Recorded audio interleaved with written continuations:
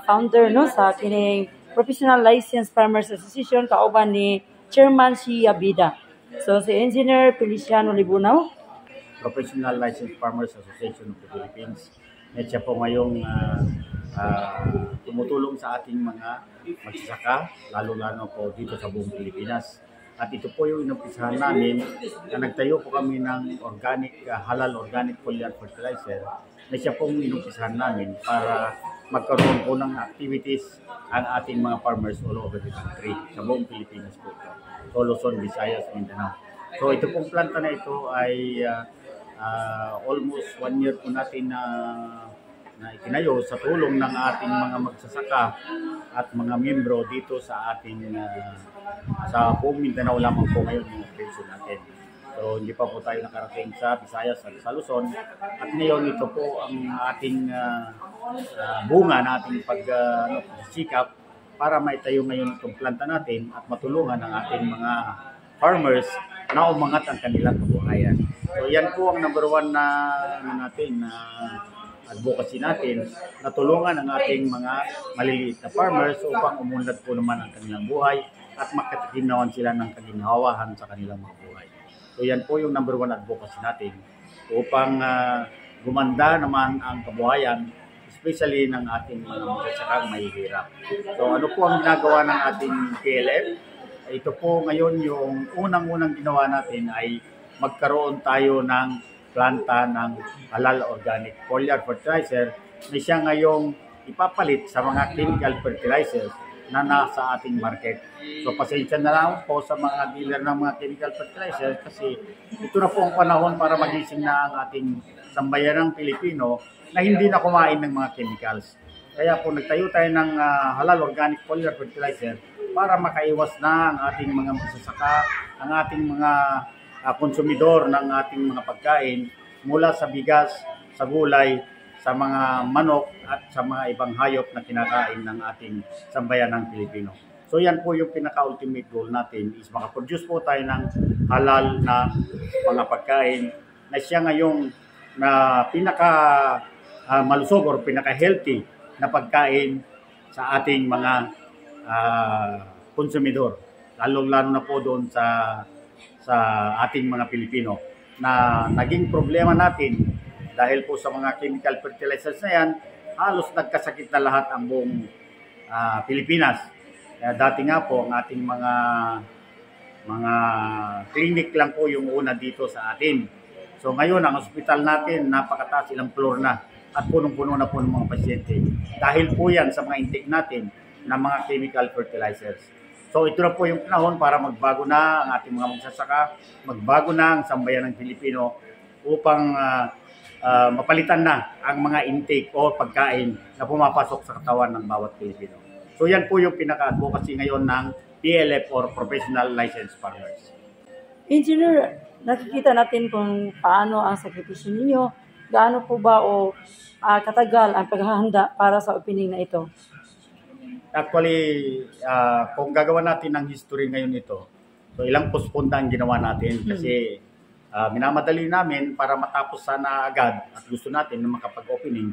Pero dahil sa kakulangan din ng financial na support at parang sariling sikap lang nating magkakasama mga membro ng PLF, kaya natin na itayo ngayon itong planta natin. So, kaya nagkaroon ng mga delay ng mga schedule natin. Parang eroplano, nagkaroon ng delay ng flight. So, ganun po yung nangyari sa atin. So, hindi po naiwasan dahil nga sa financial capability ng association ay hindi po ganun kamilyonaryo ang ating association. Kaya po dahan-dahan nating tinatapos ang ating planta at umabot na nga tayo sa punto na natuloy na yung magiging grand opening po ng ating planta. So, pasalamat po tayo sa Panginoon Diyos natin na laging gumagabay sa atin para matapos itong ating planta na ito. Okay, Engineer, so ilan po ba ang expected natin na pumunta sa opening na ito mula sa Luzon? Yung mga bisita po. Mga bisita natin is normally hanggang Mindanao lang siguro muna. Pero may expected tayo na mga senador, nagbigay man kami mga invitations ko. Hindi natin lang sure kung makakarating sila ang mga national figures. Pero ginawa namin ng lahat para makarating sa kanila at makaabot sa kanila yung ating mga programa upang sa gayon ay magkaroon naman ng batas na mahigpit para sa ating mga magsasaka at malaman nila kung ano ang advokasya ng ating PLF or Professional Licensed Farmer. Okay, maraming salamat, Engineer. Siguro parking statement na lang na yung parating sa ating mga kababayan, lalo na sa mga farmers. Yes, mga ka-farmers natin, ka-PLF natin, inaanyayahan po namin kayong lahat na sumama na kayo dito sa ating PLF kasi ito yung pinakamalaking association ng mga farmers po dito sa buong Pilipinas. Wala pong ibang asosasyon ng mga farmers na sa buong Pilipinas ang sakop. Karamihan po kasi ng mga asosasyon ay sa mga barangay lamang, sa mga munisipyo, hanggang sa probinsya lamang. Ang sa atin po ay sa buong Pilipinas. Kaya inanayahan po namin lahat ng farmers natin na sumama na tayo dito sa ating PLF upang maging lisensyado ang mga farmers natin at magkaroon kayo ng mga recognition. Yan lamang po ating masasabi at iniimbitahan ko po kayo sa ating grand opening bukas, October 10. So, inasahan po namin kayo at maski sino na po yung nakarinig ngayon dito or makakita kasi ilalive ito ngayon ni sister ngayon, Lea. So, yun po ang mapapabot namin. So, welcome po kayo. Welcome and welcome.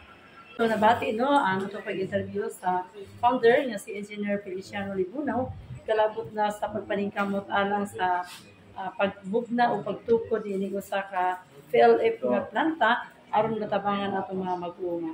So, karon atong pag-review ang tanan usab nga ikan dinhi sa opisina sa PLF o sa tanan nila nga preparasyon o nakita sa stage aron makita usab ninyo nga ingon ani ka mahinungdanon ingon ani ka importante ang pagpangandam sa PLF para sa grand opening.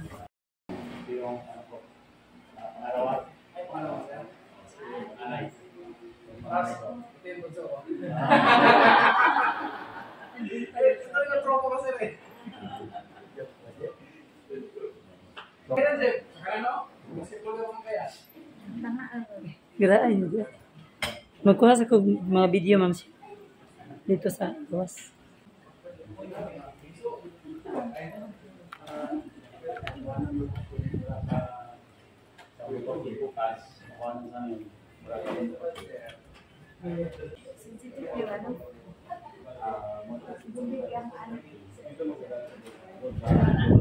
Pwede ko daadahan siya. Okay, so nandito. Ito po ang opisina ng Professional Licensed Farmers Association at makita natin yung pagtulong-tulong sa mga members, sa mga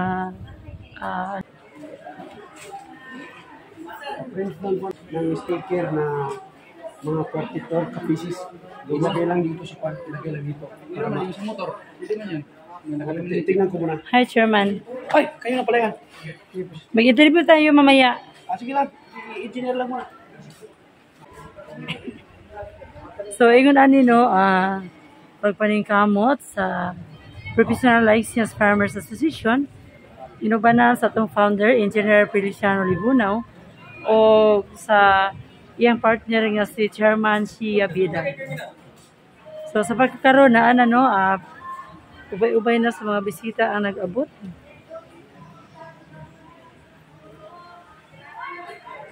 Andelio, maani siya karon ng opisina sa Professional Licensed Farmers Association. Then, ang atong founder, sila si Engineer Libunaw o si Chairman Shia Bida.